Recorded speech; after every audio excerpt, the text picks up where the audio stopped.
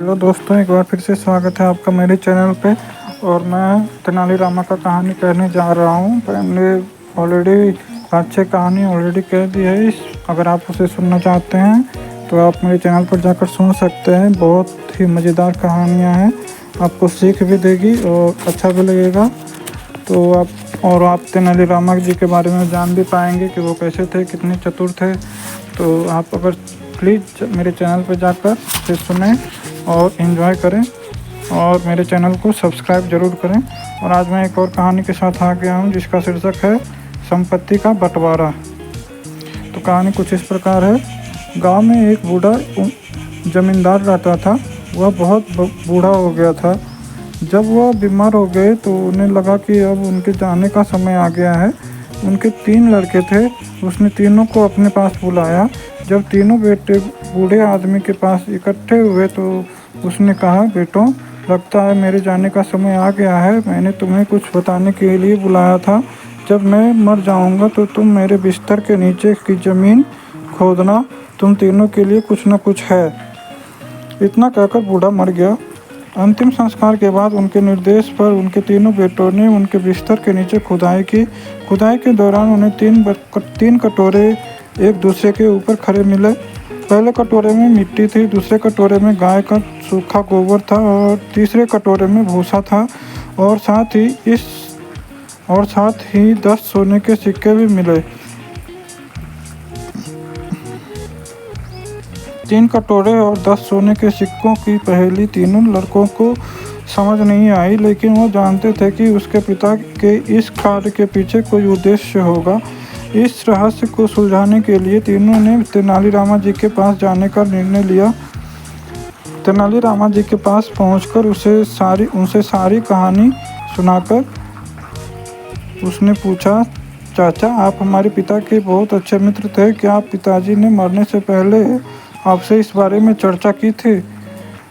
नहीं तो, तेनालीरामा जी ने उत्तर दिया, लेकिन तुम्हारे पिता को पहेलियाँ बहुत पसंद थी, तो शायद उन्होंने पहेली में अपना दृष्टिकोण व्यक्त किया है। मुझे थोड़ा सोचने दो, शायद मैं इस रहस्य को सुलझा सकूंगा। तीनों लड़के तेनालीरामा जी के पास शांति से बैठ गए और तेनालीरामा सोच में पड़ गए। कुछ देर बाद तेनालीरामा जी की आंखें खुशी से चमक उठीं और वो बोले, मुझे पता चल गया कि इस पहेली का मतलब क्या है। तो चाचा, हमें जल्दी बताओ, इसका मतलब क्या है? तीनों बेटों ने कहा। तेनालीरामा जी ने कहा, तो सुनो, तीनों कटोरों के आकार को देखो। हर किसी का आकार अलग अलग है। इन 3 कटोरों के माध्यम से तुम्हारे पिता ने अपनी संपत्ति तुम तीनों के बीच बांट दी है। सबसे बड़े बेटे को सबसे बड़ा कटोरा मिला। यह धन का प्रतिनिधित्व करता है। यह मिट्टी से भरा है। पिता के सारे खेत ज्येष्ठ पुत्र के होते हैं। दूसरा कटोरा मंझले पुत्र को मिली संपत्ति को दर्शा रहा है। उनमें गाय का सूखा गोबर है, अर्थात सारे मवेशी मंझले पुत्र को मिलेंगे। तीसरा कटोरे छोटा पुत्र को मिली संपत्ति को दर्शा रहा है, जिसमें तिनके भरे हैं जो सुनहरे रंग के हैं, अर्थात सारा सोना सबसे छोटे पुत्र के हिस्से जाएगा। इतना कहकर तेनालीरामा चुप हो गए। तब तीनों पुत्रों ने कहा, चाचा, मुझे एक बात समझ नहीं आ रही। मेरे पिता ने ये 10 सोने के सिक्के किसके लिए छोड़ रखे हैं? तेनालीरामा जी ने कहा, यह मेरा वेतन है। आपके पिता ने कभी भी मुफ्त में काम नहीं कराया। वह जानते थे कि आप मेरे पास आएंगे और उनके कथन का अर्थ पूछेंगे, इसलिए मेरा मेहनताना छोड़ के गए। तीनों बेटों को अपने पिता की पहेली का उत्तर मिल गया। उन्होंने तेनालीरामा को 10 सोने के सिक्के दिए और लौट गए। तो यही था यह कहानी। आशा करता हूँ कि आपको ये कहानी अच्छा लगा होगा। और अगर अच्छा लगा है तो प्लीज़ वीडियो को लाइक करें, शेयर करें और चैनल को सब्सक्राइब ज़रूर करें।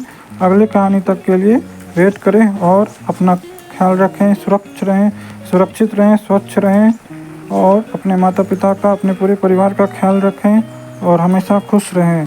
धन्यवाद। मिलते हैं अगले